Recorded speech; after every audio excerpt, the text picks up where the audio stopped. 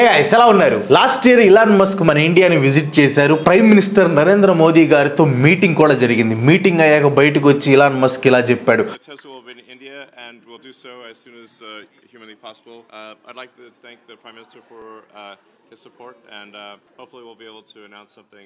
మోదీ గారితో మీటింగ్ చాలా బాగా జరిగిందని, అలానే టెస్లా కూడా ఇండియాలోకి రాబోతుంది, మేము ఇన్వెస్ట్ కూడా చేయబోతున్నాం అని చెప్పారు. ఇలాన్ మస్క్ ఆ మాట చెప్పి 1 ఇయర్ పైనే అవుతుంది. బట్ స్టిల్ మస్క్ చెప్పింది కార్యాచరణలోకి రాలేదు. మళ్ళీ ఈ సంవత్సరం ఏప్రిల్ 21, 22న ఇలాన్ మస్క్ మన Indian prime minister Narendra Modi గారిని కలవడానికి షెడ్యూల్ చేసుకున్నారు, కానీ కలవలేదు. దీనికి ఇలాన్ మస్క్ ఏం చెప్పారంటే, టెస్లా మీద ఉన్న భారీ బాధ్యతల వల్ల ఇండియాకి రావటం కుదరట్లేదు, కానీ ఈ సంవత్సరం ఎండింగ్లో మళ్ళీ కలుద్దాం అని చెప్పారు. కానీ ఏప్రిల్ 28న ఇలాన్ మస్క్ ఎక్కడికి వెళ్ళాడో తెలుసా? చైనాకి. ఈ మీటింగ్ అయిపోయిన తర్వాత చైనాలో Tesla development US and China economic trade లాగా సక్సెస్ఫుల్గా నిలవబోతుందని చైనీస్ మీడియా రిపోర్ట్ కూడా చేసింది. ఏప్రిల్ 21న ఇండియాకి రావటం కుదరలేదు అని చెప్పిన ఇలాన్ మస్క్ సరిగ్గా ఒక వారం తర్వాత చైనాకి ఎందుకు వెళ్ళాడు అనే దాని మీద చాలా అనుమానాలు ఉన్నాయి. అసలు ఇలాన్ మస్క్ టెస్లా కార్లకి ఇండియా అండ్ చైనా ఎందుకు ఇంతలా పోటీ పడుతున్నాయి? First of all, silicon valley automotive car అనే పేరు మీరు ఎప్పుడైనా విన్నారా? వినలేదు కదా. పోనీ టెస్లా కార్ని ఎప్పుడైనా విన్నారా? ఖచ్చితంగా వినే ఉంటారు. ఈ టెస్లా కార్ ఒరిజినల్ పేరే సిలికాన్ వ్యాలీ ఆటోమోటివ్. కానీ ఇలాన్ మస్క్ ఈ పేరు నచ్చక one of the most famous and intelligent scientist అయిన నికోలా టెస్లాకి ట్రిబ్యూట్గా తన కార్స్కి టెస్లా అనే పేరు పెట్టాడు.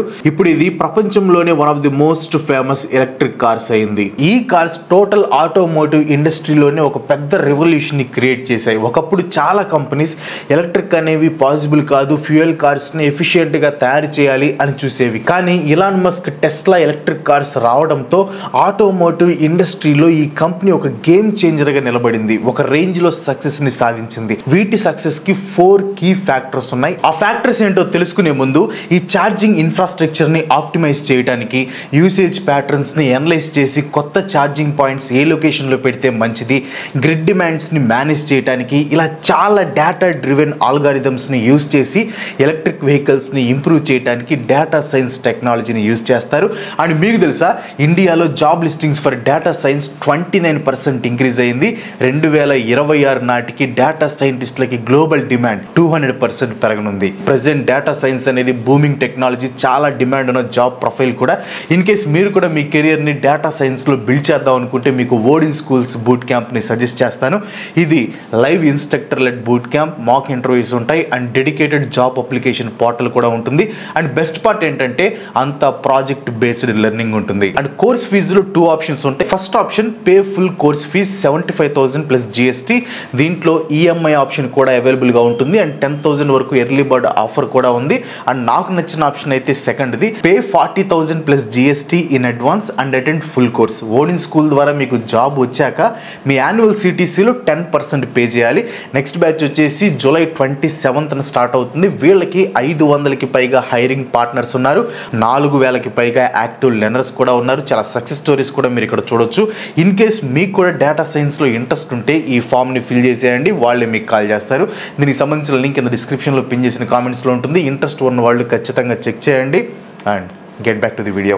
First one, innovative technology. Second one, cars చాలా సస్టైనబిలిటీని మెయింటైన్ చేస్తాయి. థర్డ్ వన్, బ్రాండ్ చాలా లాయల్గా ఉంటుంది. అండ్ ఫోర్త్ వన్, కస్టమర్ ఎక్స్పీరియన్స్ని మైండ్లో పెట్టుకొని డిజైన్ చేస్తుంది. ఒక కార్ కంపెనీకి ఇలాంటి గుడ్ క్వాలిటీస్ ఉంటే అది ఖచ్చితంగా చాలా పాపులర్ అవుతుంది. అలానే టెస్లా కూడా బాగా పాపులర్ అయింది. ఈ కార్స్కి ప్రపంచవ్యాప్తంగా మంచి క్రేజ్ అండ్ డిమాండ్ ఉంది. మన ఇండియాలో కూడా చాలా మంది ఈ కార్స్ కోసం వెయిట్ చేస్తున్నారు. మీరు గమనించారో లేదో, ఇలాన్ మస్క్ ఎప్పుడైనా ట్వీట్ చేశాడంటే కింద మన ఇండియన్ కామెంట్స్ చాలా ఉంటాయి. టెస్లా ఇండియాకి ఎప్పుడు వస్తుందని. ఎన్నో సంవత్సరాల నుంచి మన ఇండియన్స్ టెస్లా కారు కోసం వెయిట్ చేస్తున్నారు. ఇండియా ప్రపంచంలోనే ఎక్కువ జనాభా ఉన్న దేశం. ఇండియాలో టెస్లాకి మంచి క్రేజ్ ఉంది. అయినా సరే ఇలాన్ మస్క్ ఇండియన్ మార్కెట్ ని ఎందుకు ఇగ్నోర్ చేస్తున్నాడు? ఎందుకు టెస్లా కార్స్ ఇండియాకి రావటం లేదు? అసలు ప్రాబ్లం ఎక్కడుంది? Let's find out. మనం ఒకసారి హిస్టరీ చూసుకుంటే మన ఇండియాలోకి ఆల్రెడీ కొన్ని కార్ కంపెనీస్ రావాలని ట్రై చేశాయి. Mitsubishi, Chevrolet, fiat, Ford try చేశాయి. కానీ ఇవన్నీ ఇప్పుడు లేవు, ఇండియన్ మార్కెట్ నుంచి ఎగ్జిట్ అయిపోయాయి. ఫోర్డ్ కంపెనీ 2021లో ఇండియా నుంచి ఎగ్జిట్ అయిపోయింది. ఒకవేళ ఇండియన్ మార్కెట్లో ఎదగాలంటే ఫారిన్ కంపెనీస్ లోకల్ కంపెనీస్తో టైఅప్ అయి బిజినెస్ చేయాలి. ఇలాంటి కేసెస్లో మాత్రమే ఫారిన్ బ్రాండ్స్ ఇండియాలో సక్సెస్ అయ్యే ఛాన్సెస్ ఉంది. సో ఇలాన్ మస్క్ కూడా మన ఇండియాలోని లోకల్ కంపెనీస్తో టైఅప్ అయితే టెస్లా కార్స్ ఇండియా మార్కెట్లోకి వచ్చే ఛాన్స్ ఉంది. కానీ ఇలాన్ మస్క్ అలా చేస్తాడా అనేది క్వశ్చన్ మార్క్. పోనీ ఒకవేళ లోకల్ కంపెనీతో టైఅప్ అయి ఇండియాలోకి వచ్చినా సరే టెస్లా కొన్ని ఛాలెంజెస్ని ఎదుర్కోవాల్సి ఉంటుంది. అవేంటంటే first one, import tax. Indian మార్కెట్లోకి టెస్లా కార్స్ తీసుకురావాలి అని ఇలాన్ మస్క్ ఎప్పటి నుంచో ఉంది. మెయిన్ ఇంపార్టెంట్ విషయం, ఫ్యూచర్ అంతా కూడా ఈ ఎలక్ట్రిక్ కార్ వైపుసే దూసుకు వెళ్తుంది. సేమ్ అలానే మన ఇండియాలో కూడా ఈ ఎలక్ట్రిక్ కార్ వెహికల్ మార్కెట్ ఖచ్చితంగా పెరగబోతుంది. మన ఇండియా యొక్క ఈవీ మార్కెట్ 2030 కల్లా 49% పెరగబోతుంది అని ఒక అంచనా. ఇది ఒక రకంగా ప్రతి ఎలక్ట్రిక్ కంపెనీకి చాలా చాలా పెద్ద ఆపర్చునిటీ. ఇండస్ట్రీ అంతా ఫ్యూయల్ నుంచి ఎలక్ట్రిక్కి ట్రాన్సిషన్ చెందుతుంది కాబట్టి దొరికినంత మార్కెట్ని పట్టుకోవడానికి ఇదే మంచి ఛాన్స్. కానీ ఒక ప్రోడక్ట్ని వేరే కంట్రీలో సేల్ చేయాలంటే ఇంపోర్ట్ ట్యాక్స్ కూడా కట్టాలి. టెస్లా ఇండియన్ మార్కెట్లోకి రాకపోవడానికి ఈ ఇంపోర్ట్ ట్యాక్స్ కూడా ఒక కారణం. ఈ ఇంపోర్ట్ ట్యాక్స్లో కొంచెం కన్సెషన్ ఇవ్వమని కూడా టెస్లా మన ఇండియన్ గవర్నమెంట్తో మాట్లాడింది.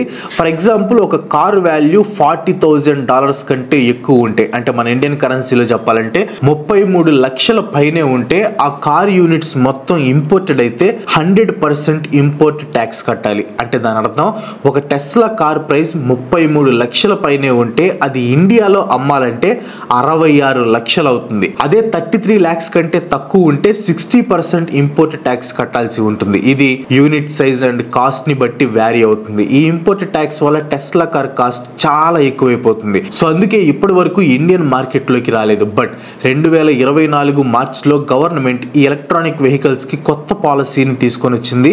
ఈ పాలసీ ప్రకారం ఒకవేళ కార్ కాస్ట్ 29 lakhs కంటే ఎక్కువ ఉంటే 15% ఇంపోర్ట్ ట్యాక్స్ మాత్రమే కట్టాలి. ఈ కన్సెషన్ కావాలంటే మ్యానుఫ్యాక్చరర్స్ 3 years లోపు మార్కెట్లోకి ఎంటర్ అయ్యి లోకల్గా అన్ని ఫెసిలిటీస్ని ఇండియాలో సెట్ చేసుకుని వెహికల్ ప్రొడక్షన్ని స్టార్ట్ చేయాలి. అది కూడా ఆ మ్యానుఫ్యాక్చరింగ్ యూనిట్స్ మీద $500 million కన్నా ఎక్కువ ఇన్వెస్ట్ చేయాలి. మరి ఈ రెండు కండిషన్స్కి ఇలాన్ మస్క్ ఒప్పుకుంటే టెస్లా ఇండియాలోకి వస్తుంది. And second one, not suitable in India. Tesla కార్స్లో చాలా చాలా ఇన్నోవేటివ్ టెక్నాలజీ ఉంటుంది, కానీ అవి మన ఇండియాలో అంతగా సూటబుల్ కావు, పైగా డేంజరస్ కూడా. ఎందుకంటే టెస్లా కార్స్ అన్ని కూడా battery powered vehicles. Driving experience bore కొట్టకుండా ఫన్ అండ్ ఎంగేజింగ్ ఫీచర్స్ ఉంటాయి. ఆఖరికి గేమ్స్ కూడా ఆడుకోవచ్చు. కొన్ని కార్స్లో ఉండే టెక్నాలజీ అయితే చాలా మైండ్ బ్లోయింగ్ అనిపిస్తుంది. పైగా ఇవన్నీ చేస్తూ ఆటో పైలట్ మోడ్లో ఆన్ చేస్తే అదే కెమెరాస్ అండ్ రాడార్ సెన్సార్స్ని యూజ్ చేసుకుని ఆటోనామస్గా డ్రైవింగ్ చేసుకుని మిమ్మల్ని మీకు కావాల్సిన లొకేషన్కి తీసుకువెళ్తుంది. ఇది చాలా గొప్ప ఫీచర్ అని అందరూ యాక్సెప్ట్ చేశారు. మరి మన ఇండియాలో దీనివల్ల ప్రాబ్లం ఏంటి అని ఆలోచిస్తున్నారా? ప్రాబ్లం ఏంటంటే ఈ ఆటో పైలట్ సాఫ్ట్వేర్ని నార్త్ అమెరికన్ మార్కెట్స్ కోసం డిజైన్ చేసి ఎన్హాన్స్ చేశారు. ఇవి 2 wheelersని ఐడెంటిఫై చేయలేవు. మన ఇండియా సంగతి తెలిసిందే కదా. సిటీలో అయినా టౌన్లో అయినా ఎక్కడైనా సరే సందుల్లో నుంచో ఒకడు, గొంతుల్లో నుంచో ఒకడు, అక్కడ స్పేస్ లేకపోయినా సరే స్పేస్ క్రియేట్ చేసుకొని మరి వస్తారు. ఇలాంటి కేసెస్లో మరి ఆటో పైలట్ మోడ్ మన ఇండియాలో ఎలా వర్కౌట్ అవుతుంది? ఇన్ కేస్ దానికి తగ్గ సాఫ్ట్వేర్ని డెవలప్ చేసినా సరే మన సిటీస్లో ట్రాఫిక్ చాలా ఎక్కువ ఉంటుంది. సో అన్ని వెహికల్స్ని, ట్రాఫిక్ని, మన రోడ్స్ని ఎగ్జాక్ట్గా ఐడెంటిఫై చేయగలదా అంటే అది కొంచెం కష్టమనే చెప్పాలి.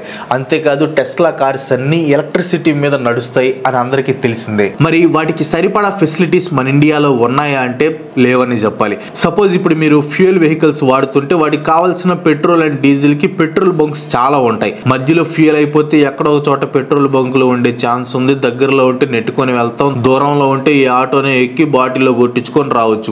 కొన్ని షాప్స్ లో అయితే పెట్రోల్ కూడా అమ్ముతారు. మన ఇండియాలో టోటల్ గా 80,238 పెట్రోల్ బంక్స్ ఉన్నాయి.